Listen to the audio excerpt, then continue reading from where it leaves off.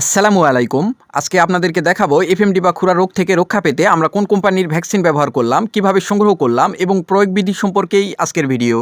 আপনারা জানেন রমজান মাসের মধ্যে আমরা আমাদের খামারের গরুগুলাকে এলএসডি বা ল্যাম্পি ভ্যাকসিন প্রয়োগ করছিলাম।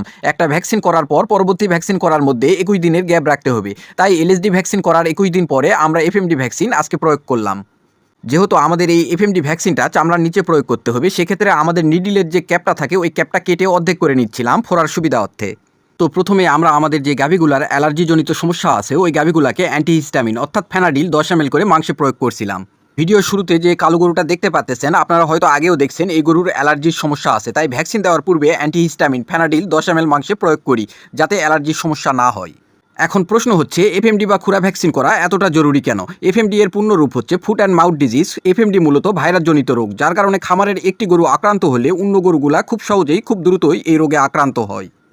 এই রোগ মূলত মশামাছির মাধ্যমে বেশি ছড়ায়। খুরা রোগ হলে গরুর মুখে এবং খুরে ঘা হয়, যার কারণে গরু খেতে পারে না এবং শরীর ব্যথা করে, শরীরের তাপমাত্রা বৃদ্ধি পায়, অনেক সময় মুখ দিয়ে লালা ঝরে। এই রোগের কারণে খামারিদের অনেক ক্ষতির সম্মুখীন হতে হয়। বিশেষ করে বড় গরুগুলা এই ধকল কাটে উঠতে পারলেও বাছুরগুলা এই ধকল কাটে উঠতে পারে না। 1 মাসের কম বয়সী বাছুরগুলা 99% মারা যায়। তাই গর্ভ অবস্থায় খুরা রোগের ভ্যাকসিন করলে 4 মাস বয়স পর্যন্ত বাছুর নিরাপদ থাকে। খুরা রোগের ভ্যাকসিন সরকারিভাবেই পাওয়া যায়। খুরা ভ্যাকসিনের মূল্য একেবারেই কম, 16 ডোজ 400 টাকা সরকারিভাবে পাওয়া যায়। বেসরকারিভাবে ইনসেপ্টার 5 ডোজ এবং 10 ডোজ পাওয়া যায়। তাছাড়া আরও অনেক কোম্পানির খুরা রোগের ভ্যাকসিন পাওয়া যায়।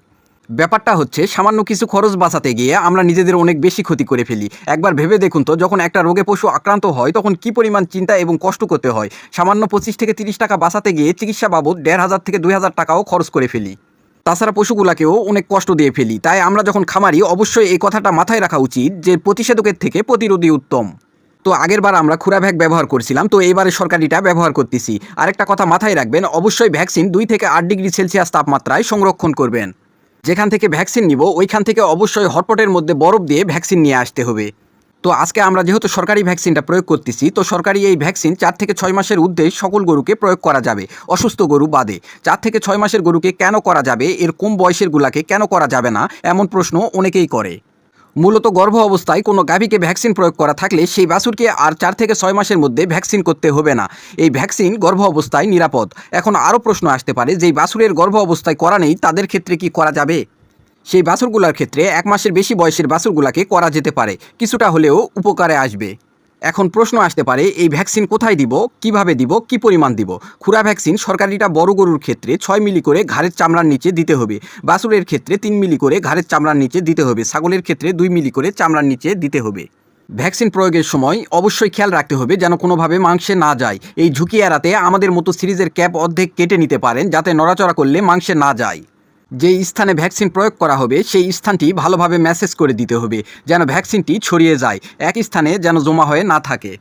ভ্যাকসিন প্রয়োগের পর ভ্যাকসিনের অবশিষ্ট অংশ, সিরিজ, সুচ, ভাওয়েল, বোতল, ক্যাপসহ আরও অন্যান্য জিনিসগুলা মাটিতে পুঁতে ফেলতে হবে অথবা আগুনে পুড়িয়ে ফেলতে হবে। আপনার সুস্থ সবল গবাদি পশু হাঁস মুরগিতে টিকা প্রয়োগ করুন। টিকা প্রয়োগের 1 থেকে 2 সপ্তাহ পূর্বে আপনার গবাদি পশু হাঁস মুরগিকে কৃমিমুক্ত করুন। নিয়মিত টিকা প্রয়োগ করলে আপনার গবাদি পশু হাঁস মুরগি সংক্রামক রোগ থেকে রক্ষা পাবে। ইনশাআল্লাহ চিকিৎসা ব্যয় কমে যাবে, উৎপাদন বৃদ্ধি পাবে। অসুস্থতার কারণে প্রায়ই অ্যান্টিবায়োটিক ব্যবহার করতে হয়, নিয়মিত টিকা প্রয়োগ করলে ইনশাআল্লাহ অ্যান্টিবায়োটিকের ব্যবহার কমে যাবে। দোয়া করবেন আল্লাহ তাআলা যেন আমাদের ব্যবসায় বারাকা দান করে এবং সৎপথে পরিচালনা করা তৌফিক দান করে। আজকে এই পর্যন্তই। ভালো থাকবেন, সুস্থ থাকবেন। আসসালামু আলাইকুম।